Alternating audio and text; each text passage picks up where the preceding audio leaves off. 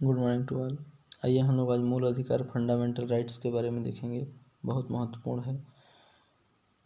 CG Vyapam के कई exam में आया हुआ है, पीएससी में भी आया है, टेट में भी आया है, एनएम के एग्जाम में आया है और न जाने किस किस एग्जाम में आया है, बहुत सारे एग्जाम में। तो इसको हम लोग देखते हैं। भारतीय संविधान में उल्लेखित अधिकारों को मूल अधिकार इसलिए कहा जाता है क्योंकि यह संविधान में लिखा गया है। भारतीय संविधान में उल्लेखित अधिकारों को मूल अधिकार इसलिए कहा जाता है क्योंकि यह संविधान में लिखा गया हो, यह संविधान में मूल अधिकार के अध्याय में लिखा गया हो, यह न्यायपालिका द्वारा संरक्षित हो, व्यक्ति के विकास के लिए आवश्यक है। इन अधिकारों के विरुद्ध संसद कानून नहीं बना सकती। संख्या 6। मूल संविधान में 7 मौलिक अधिकार थे।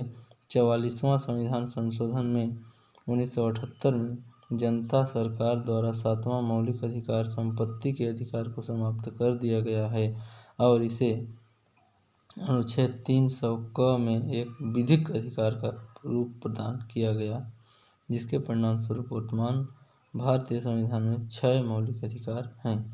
मौलिक अधिकार कितने हैं? 6 हैं। पहला क्या है? 6 अधिकार हैं, तो इसको हम लोग देखेंगे लाइन से। 6 अधिकार हैं सभी को।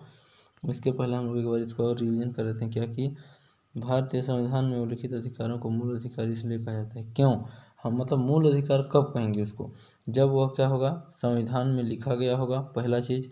दूसरा चीज़ कि संविधान में मूल अधिकार के अध्याय में लिखा गया हो। जो चीज़ संविधान के मूल अधिकार के अध्याय में लिखा गया होगा वही चीज़ मूल अधिकार होगा। यह न्यायपालिका द्वारा संरक्षित होगा। ठीक है। व्यक्तित्व के विकास के लिए आवश्यक है। इन अधिकारों के विरुद्ध संसद कानून नहीं बना सकती। इन अधिकारों के विरुद्ध संसद में कोई भी कानून पास नहीं हो सकता। मूल संविधान में 7 मौलिक अधिकार थे। पहले कितने मूल अधिकार थे? 7 अधिकार। तो 44वां संविधान संशोधन 1978 में जनता सरकार द्वारा 7वां मौलिक अधिकार संपत्ति के अधिकार को समाप्त कर दिया गया और इसे अनुच्छेद 300 क में एक विधिक अधिकार का रूप प्रदान किया गया, जिसके परिणाम स्वरूप वर्तमान में भारतीय संविधान में 6 मौलिक अधिकार हैं।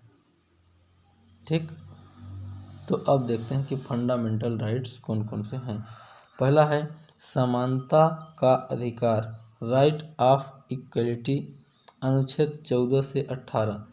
अनुच्छेद 14 से 18 में समानता का अधिकार का विवेचना मिलेगा और ये समानता का अधिकार जो है मूल अधिकार है। ठीक है। स्वतंत्रता का अधिकार 19 से 22 में मिलेगा। शोषण के विरुद्ध अधिकार, राइट टू अगेंस्ट एक्सप्लॉयटेशन। ठीक है। अनुच्छेद 23 में और 24 में क्या लिखा है? शोषण के विरुद्ध अधिकार। धार्मिक स्वतंत्रता का अधिकार, right to freedom of religion. धार्मिक स्वतंत्रता का अधिकार। संस्कृति एवं शिक्षा का अधिकार, संस्कृति एवं शिक्षा का अधिकार। Cultural and education right. 5 हो गया। और 6वां है संवैधानिक उपचारों का अधिकार, राइट ऑफ कॉन्स्टिट्यूशनल। ठीक है। अनुच्छेद 32 में आपको ये मिलेगा। तो ये आपका है अधिकार। कितने मूल अधिकार कितने हैं? 6। 6 के 6 याद होना चाहिए। समानता का अधिकार, स्वतंत्रता का अधिकार, शोषण के विरुद्ध अधिकार, धार्मिक स्वतंत्रता का अधिकार, संस्कृति और शिक्षा का अधिकार और संवैधानिक उपचारों का अधिकार। ठीक। अब सभी अनुच्छेदों में इसके बारे में क्या क्या लिखा है थोड़ा थोड़ा शॉर्टकट में यहाँ पर आपको देखने को मिलेगा। अनुच्छेद 14 में लिखा है विधि के समक्ष समानता एवं विधियों का समान संरक्षण। विधि के समक्ष समानता एवं विधियों का समान संरक्षण।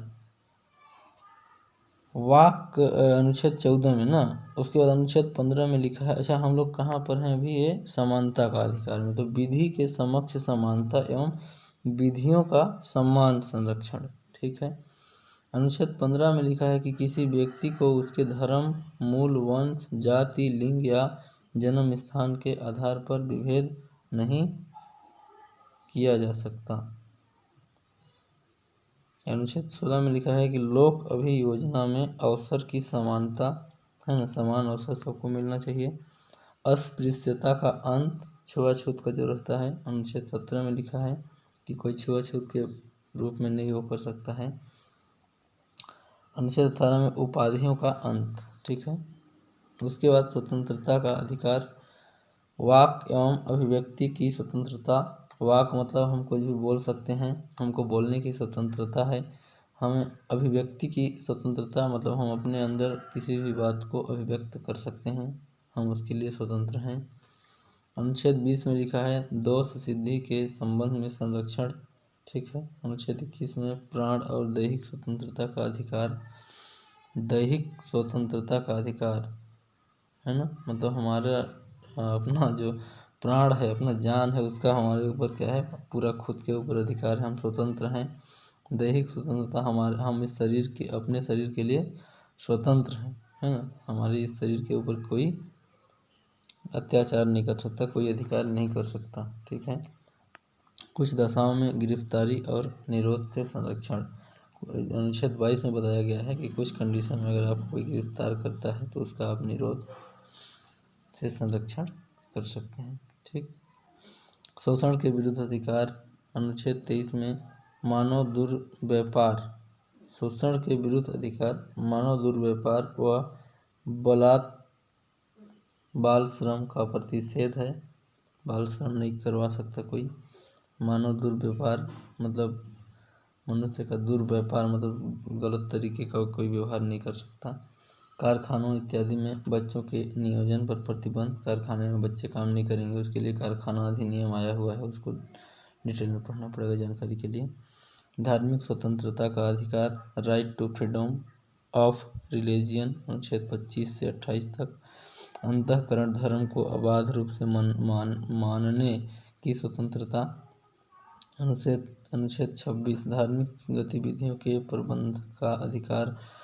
अनुच्छेद 27 धर्म विशेष पर करारोपण पर प्रतिबंध। शिक्षण संस्थानों में धार्मिक शिक्षण उपासना की स्वतंत्रता। अनुच्छेद 29 अल्पसंख्यकों का अधिकार। अनुच्छेद 30 शिक्षण संस्थानों की स्थापना, शिक्षण संस्थानों की स्थापना और प्रशासन करने अल्पसंख्यक वर्गों का अधिकार, ठीक है। इसके बाद संवैधानिक उपचारों का अधिकार है। अनुच्छेद 32 में क्या लिखा है कि बंदी प्रत्यक्षीकरण, परमादेश, प्रतिषेध, उत्प्रेषण अधिकार, परीक्षा, ठीक है। तो ये सब हैं अपना मूल अधिकार, फंडामेंटल राइट, ठीक है। तो बहुत महत्वपूर्ण है ये 6 अधिकार, तो मुखाग्र याद होना चाहिए आपको। सबसे पहला क्या है, स्वतंत्रता का अधिकार है, समानता का अधिकार, स्वतंत्रता का अधिकार, शोषण के विरुद्ध अधिकार, धार्मिक स्वतंत्रता का अधिकार, संस्कृति एवं शिक्षा का अधिकार और आपका संवैधानिक उपचारों का अधिकार। ये 6 ठो मूल अधिकार है। ये मूल अधिकार हम लोग, अब एक और था क्या, संपत्ति का अधिकार, जिसको कब हटा दिया गया, 44वां संविधान संशोधन 1978 में इसको क्या कर दिया गया, हटा दिया गया। तो एक कौन सा अधिकार बन गया, विधिक अधिकार बन गया।